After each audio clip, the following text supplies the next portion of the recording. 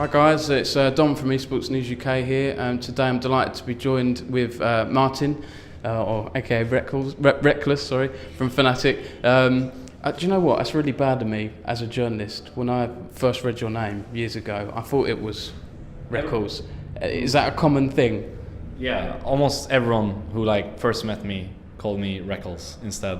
And that's actually something I didn't understand either until I actually Googled the name and I listened to this girl when you listen to the sound of a word, and she pronounced it Rekkles, that the way I wrote it or rewrote it from the original word made it so that the pronunciation was different. And that wasn't intentional, it was just something that came along. And honestly, I don't really mind if people call me Rekkles or Rekkles. It's the same to me. Yeah.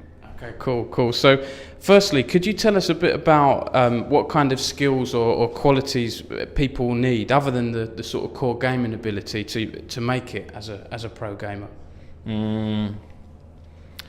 I feel like at least the reason why I made it is that I put down so many hours and I really tried to make every game count during my beginning as a gamer.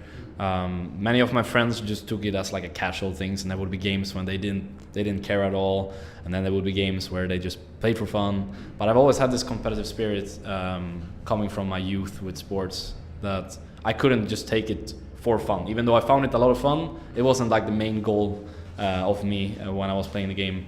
And I think that's why I Leap started so much in the beginning, and why I got the chance to play as a professional as early as I did, even though I was young.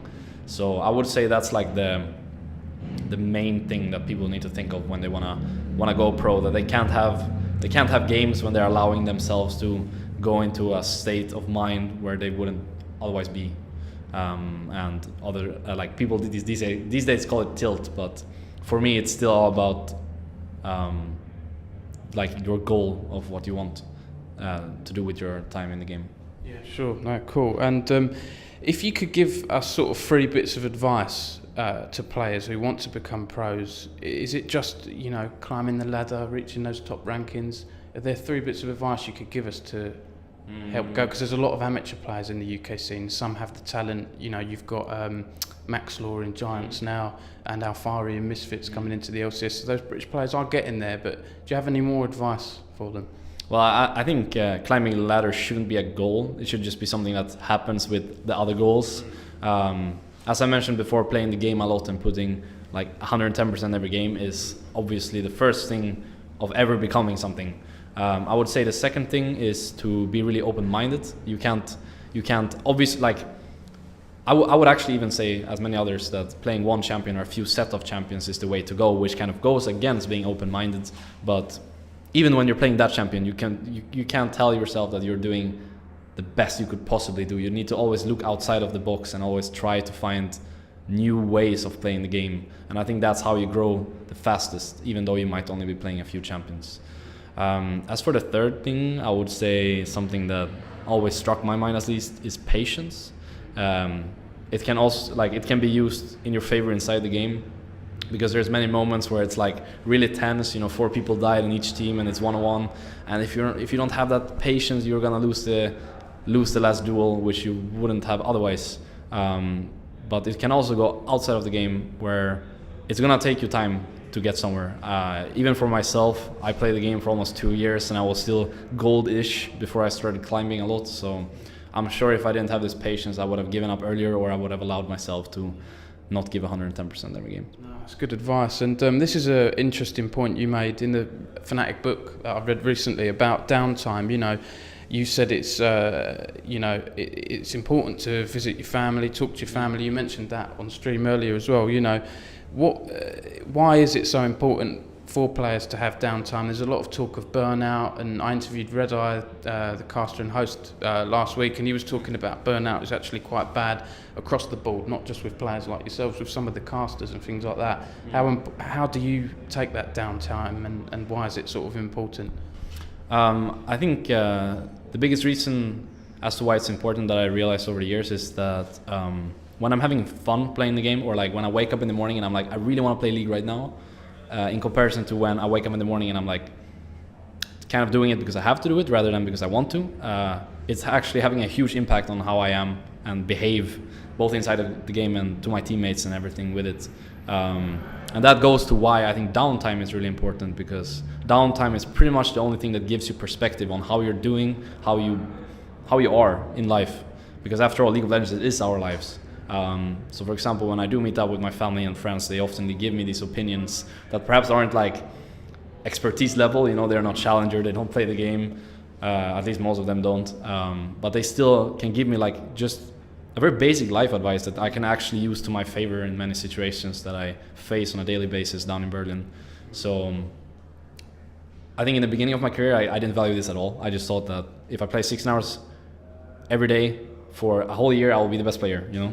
But these days, I think that's actually one of the worst things you can do. I mean, obviously you should play as much as you can, but you shouldn't like block out other things due to it. So these days I play as much as I can, but if we're having dinner in 20 minutes, you know, I wouldn't play the extra game and not eat dinner with my teammates, because I think eating dinner with my teammates is actually going to help more than playing that extra game.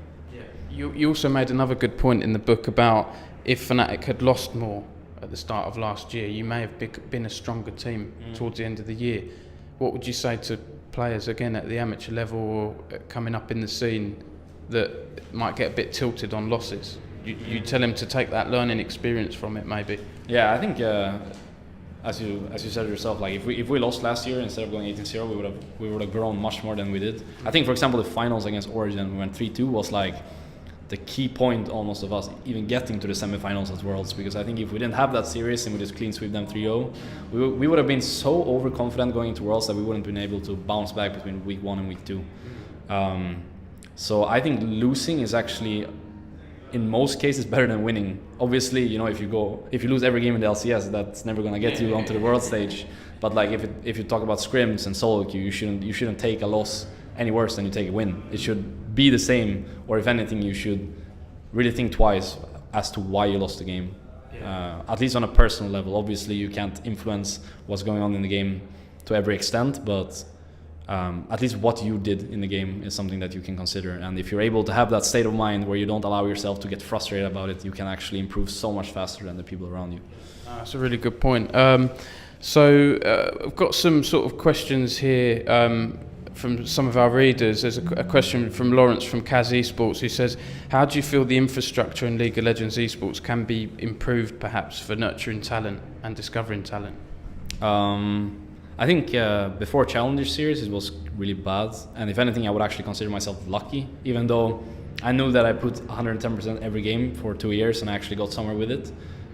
If I didn't have the luck of like Ocelot meeting me in solo queue and considering, like, imagine I had that game against Ocelot and I didn't play good, you know, there's no real like logic behind as to why I became pro. It was more luck, if anything else, actually, that I met Ocelot, I had that good game and he considered me an upcoming talent, and then through him I met Peke, and then eventually I went on to Fnatic.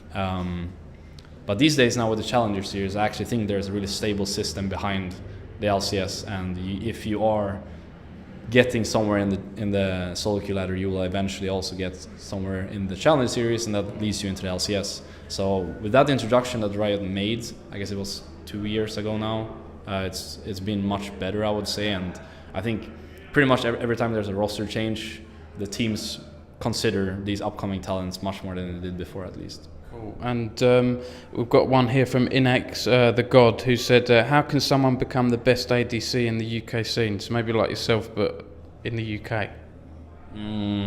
Well, I mean, I don't think the UK is any different from other regions, but I think if you're actually willing to give 110% of your time and you're like focused, then you can get anywhere, honestly. It's not just league related either, it's anything in life. So you really need that drive. I think that drive is like the main thing you need to be looking for, and you can actually force yourself to have that drive. I think it's not something you are born with. I think it's something that you almost teach yourself through life. Obviously, like for me in the beginning, it was really hard to control this, but I think these days I'm so disciplined with myself that I can actually choose where my emotions go and what I choose to focus on and what I don't. Yeah. Cool, okay. And a couple of questions from Scudzy from XL eSports, who said, at what point in your career did you decide to drop other aspects of your life to go pro? I guess the time where I decided to drop everything was after my first year in high school. And I finished the first year 6 months after I played my first tournaments with Fnatic. So I had my good run there in the end of 2012. And then since I knew I wasn't able to play due to the age restriction, I spoke together and discussed it with my parents, and we decided I should finish the first year, which is in summer the year after. And then if I still feel like this is the thing for me, after not playing professionally for a couple of months, then I should move down to Berlin, or at the time it was Cologne actually, and join the Fnatic house and prepare myself in the best possible manner for 2014. So I guess after the first year, or even before when we talked about it, is when I decided to drop everything. And if anything, I actually felt like that was the wrong move. Like not moving down there, but actually dropping everything else. I should have been much more cautious with my relationships at home, because now 4 or 5 years later, I feel like they played a vital role in how I like formed out to be as a player. Yeah. It's not easy though, you know, when you're young and you're up and coming. You're so hyped up about it that I didn't even think twice. You know, it was I have to go down there, and then all these relationships didn't mean anything to me at the time. But these days, it's like families first, you know, and I wish I was much more mature in that regard back in the day, but I'm happy that I managed to learn something from it. Yeah. No, that's cool. And Scudzy also asked, at what age do you think is the cut-off point of becoming pro? Like when you stop being pro, or when you can be? When you can be, yeah. So you might say 22, for example, might be too old to go pro, or 24, something like that. Okay. Yeah. Well, at least for myself, I'm 20 now, and I feel stronger than ever. So I don't see, like, I can't imagine there is a point when I just become worse for some reason, because if I'm constantly learning from my mistakes and I'm constantly learning from everything that's going on, like, when does that end? You know, why does it have to be just at 22 or 24? Why can't it just go on endlessly? So for myself, I've never really thought about like a specific age. I think it's very related to how you are as an individual, and I consider myself really strong individually, like on my mental game and everything. So I don't see myself stopping anytime soon. I think I'll be around for a couple of years more, for sure. Good to hear. And last couple of questions. There's a silly question here from Sebla, who said, what's the best way to get egirls?